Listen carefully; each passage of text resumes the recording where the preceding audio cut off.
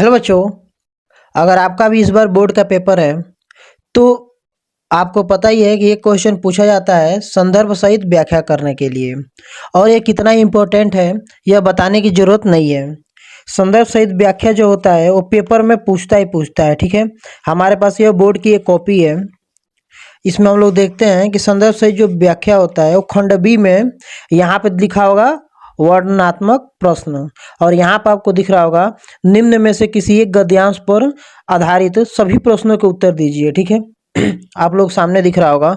और ये बच्चों 6 नंबर का क्वेश्चन आता है। ठीक है, 2 नंबर जो होता है गद्यांश लिखने के लिए, और बाकी 2 इसमें से क्या होते हैं, क्वेश्चन होते हैं। ठीक है, एक होता है व्याख्या करने के लिए और एक है हमारे देश का जैसे क्वेश्चन बन जाता है। ठीक है, या फिर बच्चों अगर आपको क नहीं आ रहा है तो अथवा करके, यहाँ पे अथवा दिख रहा होगा आप लोगों को, अथवा करके एक और क्वेश्चन दिया जाता है ख में। ठीक है, 2 क्वेश्चन दिए जाते हैं। अगर आपको पहला नहीं आ रहा है तो बोर्ड आपको ऑप्शन देता है कि आप दूसरा कर लीजिए। ठीक है, तो यहाँ भी आपको दूसरा क्वेश्चन भी आप लोग सामने दिख रहा होगा यहाँ पे कि दूसरा एक क्वेश्चन दे दिया और इसमें भी पूछ रहा है कि गद्यांश लिखिए और क्या कीजिए, इसका व्याख्या कीजिए, और एक क्वेश्चन दिया गया रहता है। ठीक है, इसी से रिलेटेड। तो ये आपको बच्चों 6 नंबर का क्वेश्चन दिया जाता है। ठीक है, और कुछ करना नहीं होता है। अगर आपको नहीं भी पता है ना इसको कैसे करना है तो मैं आपको आज ट्रिक बताने वाला हूँ। ठीक है, तो हमारे साथ आप लोग वीडियो के एंड तक बने रहिए। तो आइए देखते हैं कि ऐसे क्वेश्चन अगर मिल जाए पेपर में तो 6 नंबर कैसे आपके भी पक्के हो जाएंगे। सबसे पहले बच्चों, जो आपके पास जो कॉपी दी जाती है, जिस कॉपी पर आपको लिखना होता है, नीचे आपको दिख रहा है ना ये कॉपी, ऐसे आपको पेपर में एक कॉपी मिलेगा बोर्ड के पेपर में।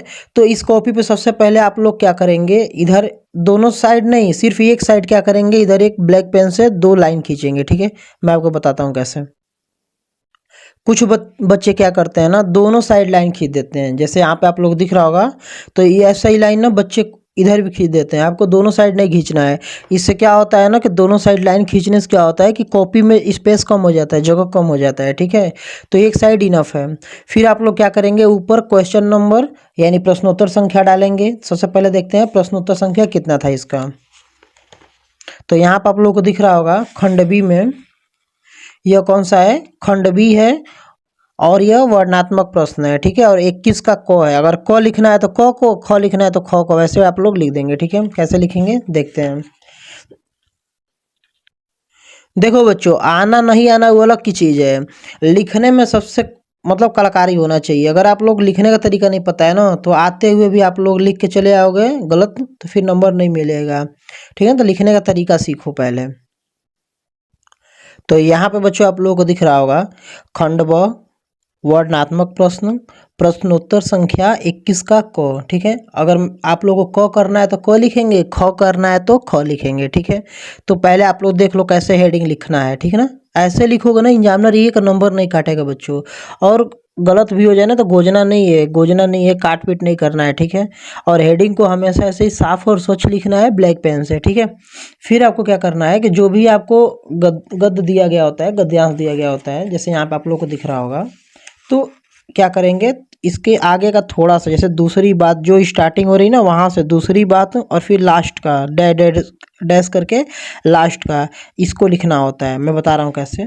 जैसे यहाँ पे लिखा है दूसरी बात, तो आप लोग क्या करेंगे बच्चों, यहाँ पे लिख लेंगे, यहाँ पे लिखेंगे दूसरी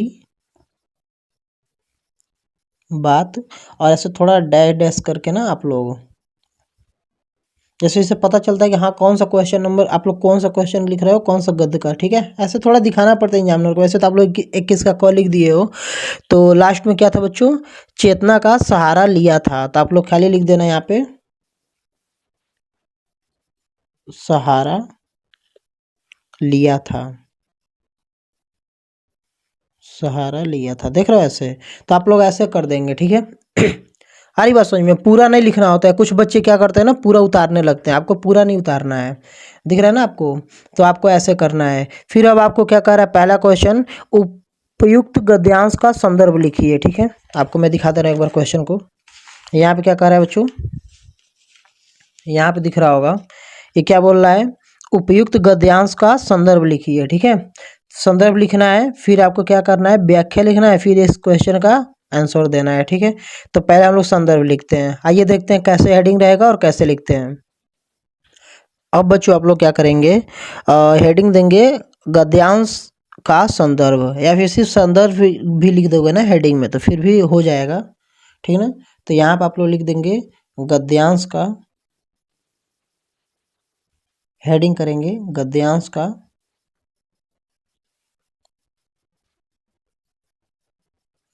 संदर्भ, दिख रहा है हेडिंग, ऐसे हेडिंग देना है बच्चों आप लोग को, ठीक है।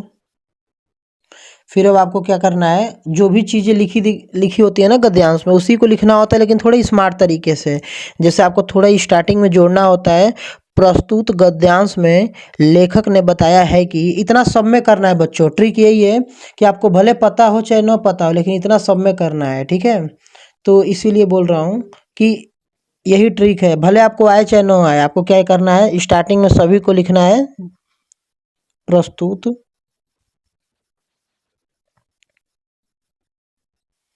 गद्यांश में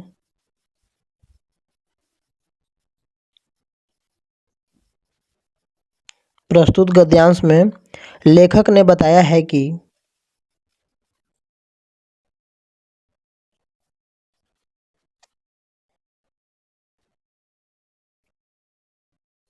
लेखक ने बताया है कि, देखो बच्चों आपको आए न आए वो अलग चीज़ है, लेकिन इतना जरूर जोड़ना है, ठीक है। संस्कृति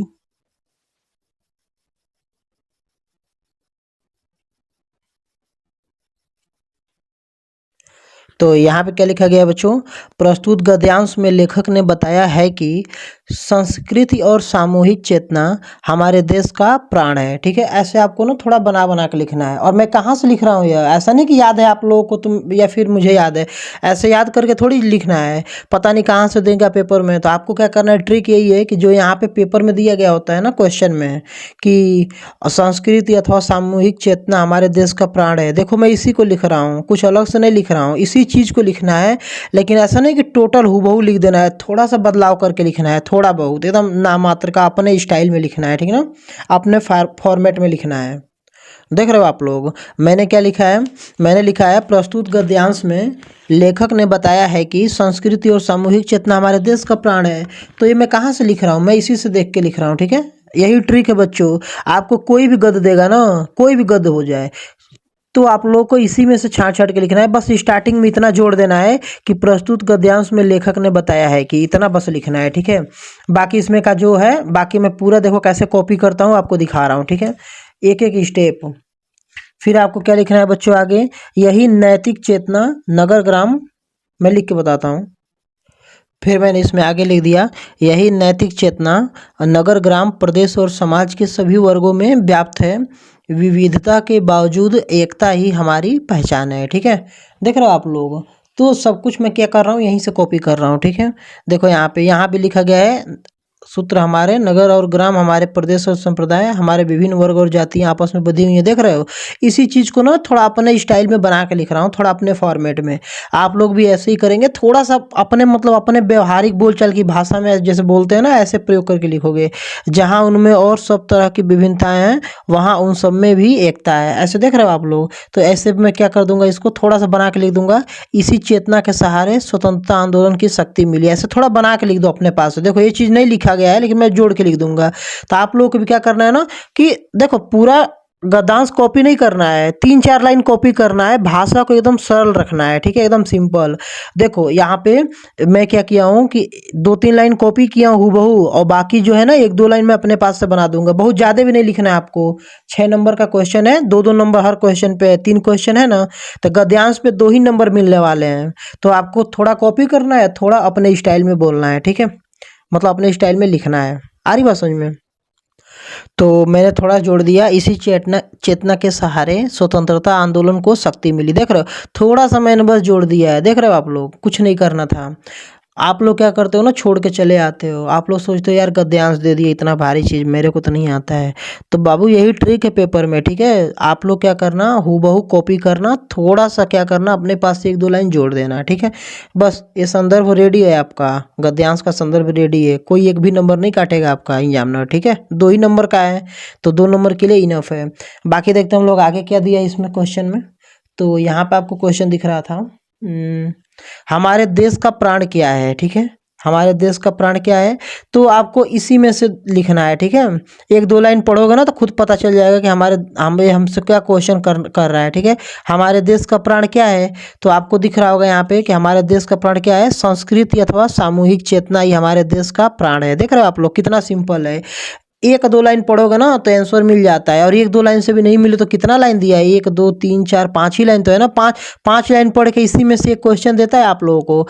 तो यहाँ पे लिखा है हमारे देश का प्राण क्या है, तो संस्कृति अथवा सामूहिक चेतना ही हमारे देश का प्राण है। बस इतना ही लिखना है, 2 नंबर तैयार आपका। देख रहे हो कितना आसान है। तो ये पहला था गद्यांश का संदर्भ, और ये दूसरा है। तो दूसरा क्वेश्चन जो पूछ रहा है हमारे देश का प्राण क्या है, तो आप लोग क्या लिखेंगे, हमारे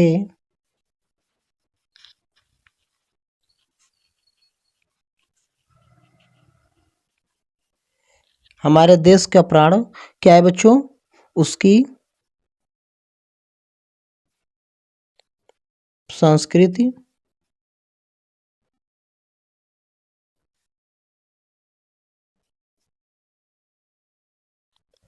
ठीक है।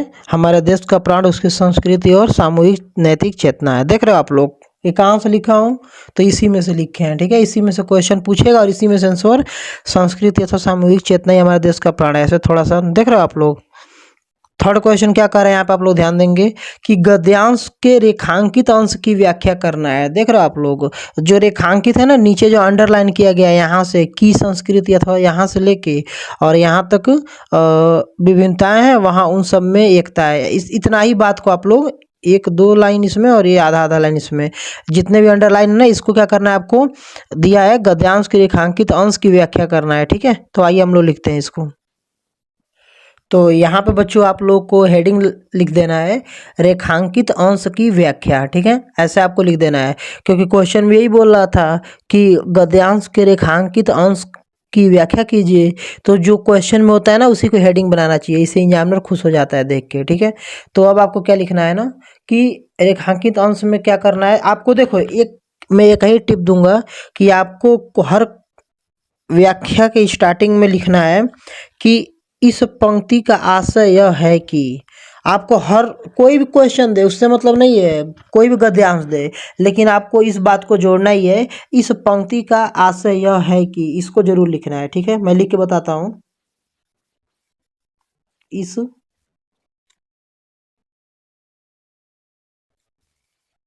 पंक्ति का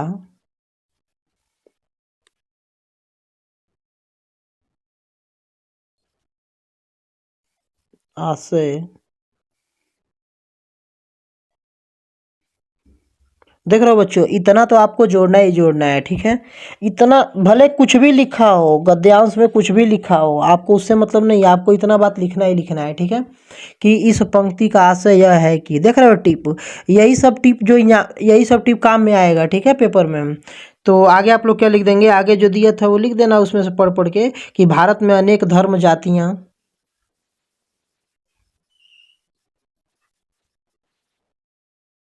भारत में अनेक, तो यहाँ पे आपको जोड़ जोड़ के लिख देना है ऐसे, इस पंक्ति का आशय यह है कि भारत में अनेक धर्म जातियाँ भाषाएं और परंपराएं हैं, फिर भी सभी लोग एकता के सूत्र में बंधे हुए हैं। एकता भारत की सबसे बड़ी विशेषता है, ठीक है ना। ऐसे आपको बना बना के लिख देना है। तो आप लोग देख सकते हो यहाँ पे कि पहले गद्यांश का संदर्भ लिखा हमने, फिर क्या लिखा, जो क्वेश्चन दिया था उसको लिखा। कभी कभी यह पहले दे देता है, दूसरे नंबर पे, तीसरे नंबर पे, उससे कोई दिक्कत नहीं है। फिर हमने क्या किया, हेडिंग दिया रेखांकित अंश की व्याख्या, और फिर क्या किया, इस पंक्ति का आशय है कि, ऐसे स्टार्टिंग करना है आपको, ठीक है ना। स्टार्टिंग लाइन है इस पंक्ति का आशय यह है कि, बाकी आप लोग कुछ भी जोड़ते रहो, कोई दिक्कत नहीं है। हाँ, एक चीज़ का ध्यान देना कि सुंदर लिखना है। जितना हैंडराइटिंग साफ रहेगा ना आप लोग को, एग्जामिनर एक नंबर नहीं कट करेगा आपका। देखो, दो ही चीज़ एग्जामिनर देखने वाला है। एक तो ये जो आपका हेडिंग दिख रहा है ना यहाँ पे, ये जो हेडिंग दिख रहा है, इस हेडिंग को एग्जामिनर देखने वाला है। हेडिंग दिख रहा है ना, इसको। और दूसरा चीज़ यह है कि आपकी हैंडराइटिंग कितनी अच्छी है, इसको एग्जामिनर देखने वाला है, ठीक ना। जितना अच्छा हैंडराइटिंग होगा, एक भी नंबर नहीं कटने वाला है, ठीक है। तो आपको बोर्ड के पेपर में ऐसे लिखना है। आपके 6 के 6 नंबर पक्के हो जाएंगे, एक भी नंबर एग्जामिनर काटेगा नहीं, ठीक ना। तो अगर आपको वीडियो से थोड़ा भी जानकारी मिला हो, थोड़ा भी कुछ समझ में आया हो, और आपको अगर वीडियो अच्छा लगा हो, फिर जाके वीडियो को ज़्यादा से ज़्यादा शेयर कीजिए। क्योंकि आपके एक शेयर करने से क्या होता है कि अगर किसी बच्चे को, सच में कोई बच्चा है पढ़ने वाला और उस तक वीडियो पहुंचती है, तो वो बच्चा पढ़ता है और पेपर में अच्छा नंबर लेके आता है। और उसका जब अच्छा नंबर आता है, तो उसका एक साल, जो पूरा एक साल का जो समय होता है, वो बर्बाद नहीं होता है किसी भी बच्चे का। तो आप लोग वीडियो को ज़्यादा से ज़्यादा शेयर करें। Thank you so much.